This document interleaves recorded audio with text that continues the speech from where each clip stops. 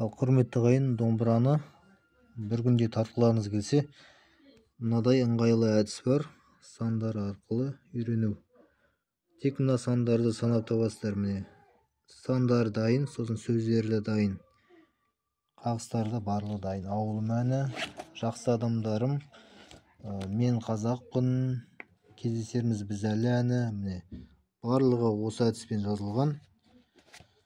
Алам десеңіздер, WhatsApp арқылы электронды нұсқада жібереміз. Мұндай шығарылған түрі жоқ, WhatsApp арқылы жібереміз тек. Проблема жоқ әні мынау. Тартам десеңіздер, міне бір күнде тартып кете аласыздар. Өйткені бұл өте оңай үйренуге. Мен қазақпын әні.